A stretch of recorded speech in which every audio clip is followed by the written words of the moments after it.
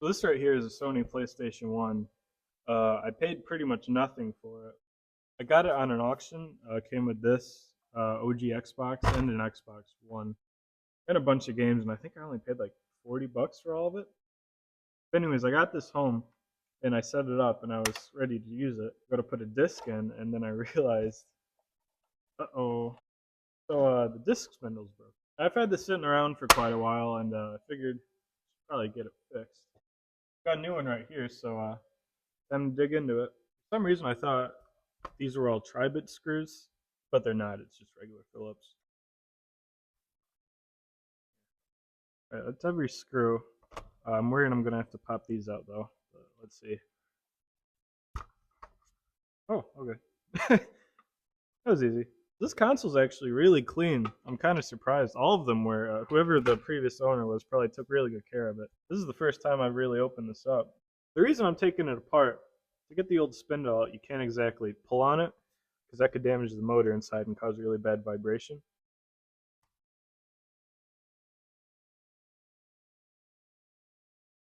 Oh, that was a piece of plastic that just fell out. Something was broken. I'm hoping this is just part of the old spindle. This one's still here, actually, but it's missing the little plastic part that goes on. I just went ahead and got rid of these microphones because I did not like how those sounded. But anyways, I swear, so I did a little research on how to do this, and the first video I saw, he used like snippers and basically broke it away. But I don't see how you would do that without taking this apart. And I don't really want to do that, but I watched a couple more videos and no one actually does that. So I think I'm just gonna try to break it. Now before I do that, I got a feeler gauge and I kind of just want to measure the distance there and hopefully kind of match it up when I put the new one on. This is just kind of to minimize the chance of it having issues. Now, if you don't have a feeler gauge, you could probably even get something like business cards or even note cards and just kind of measure how many can fit in there at the same time and then match that up. But really, I think you'd want this little metal piece to just barely stick out of here. I think that's what a lot of people say. Rather that or kind of like flush with it. As long as the disc isn't scraping but the laser can still read it, that's what you want. Alright, this is the first one I tried and that seems to be about perfect. That is 0.88 millimeters. Okay, yeah, I'm gonna be a little risky and just try to snap this off with a screwdriver. At this point, this thing's most likely over 30 years old, so the plastic probably isn't super durable. Gotta be careful with these cables though, make sure you don't break those. Here we go. Okay, yeah, that broke pretty easy. There we go. That actually wasn't too bad. Oh well, here's what's left of the old one. This plastic is pretty brittle. Like it just snaps. I don't think the new one's that brittle, but that's just kind of what happens to plastic over time. It just breaks easier. Now I was prying that off with the screwdriver up against here, so I don't think it would really damage anything, but you know, you should still be careful, of course. So now I think I'm just gonna reinstall it back into the console, just so this has more of a solid place to sit. First, I'm just gonna use some light air pressure with the air compressor and just blow some of this hair out.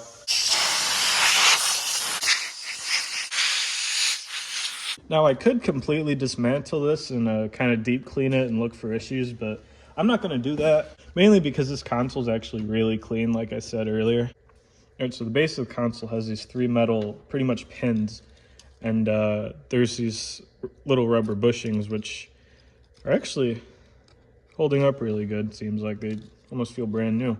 That's basically to minimize vibration. It will help the console read the disc easier without errors. Anyways, I'm gonna plug everything back in. You gotta watch the cables and where they sit.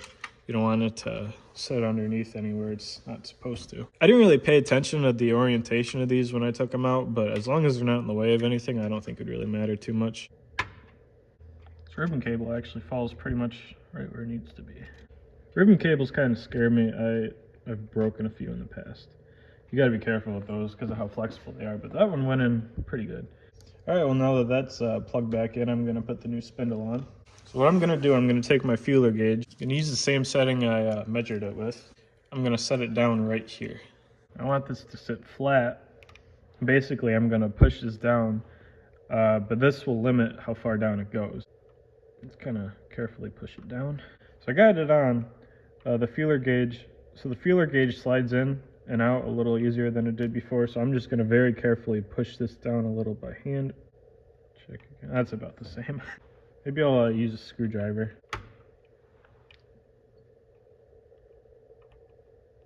That feels pretty good. Seems to spin alright, doesn't really seem like it's catching on anything. Now, I don't really like how it's sitting, but I can't really seem to get it down. Oh, okay. Well, right when I said that. It still goes in, but it stops after a certain point.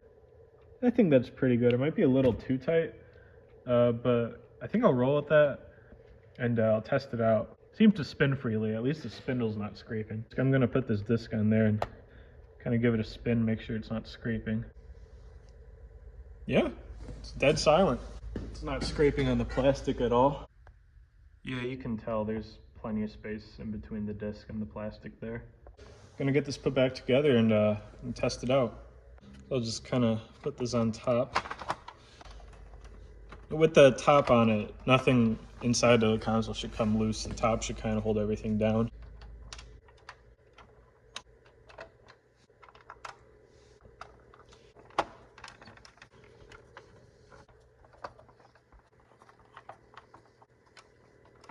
All right, it should be put back together.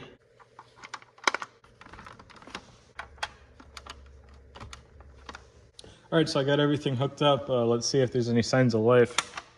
The light came on. I don't like how the TV's saying format not supported. I don't know if that's the TV or the... Uh-oh. I think I'm just gonna plug it into HDMI 2 maybe. So I'm trying to use an HDMI cable. And I use the same thing for my PS2, but you need like a micro USB cable to power it. Maybe if I switch it. Oh, that's probably why. I have it switched on 1080p. Yeah, let's put it on 720. All right, round 2. Okay, it was the HDMI cable. It's actually doing stuff now. Oh yeah. Cool, it works. I can't hear anything though. Oh, it's muted, okay. Got the high quality memory card. It says 1 mega. What does that mean? We'll never know. All right, let's try to boot up a game. I got this demo disc with a couple different demos on it. This is the first time I've ever used an actual original PlayStation 1, so I figured the demo disc could be a good first impression.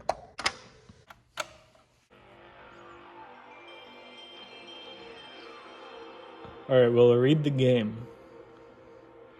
Yes, it will. Oh, wow, you could barely read that. Oh, this is epic. Hell yeah.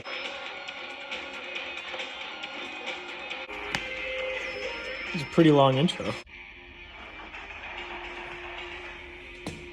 Oh, what? I get all of these? So we got Ridge Racer Revolution, Crash Bandicoot, NCAA Football Game Breaker, Blast Chamber, Formula 1, Tekken 2, NHL Face-Off 97, 2 Extreme? What? I can't tell what that says. Tunnel By? What? King of Fighters 95, Jet Moto, and Twisted Metal 2. Let's go Ridge Racer.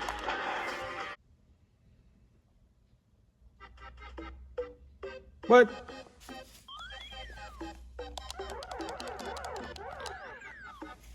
Okay, so this game I'm pretty sure has, during the loading screens, little mini games you can play. Press start. Oh, hell yeah.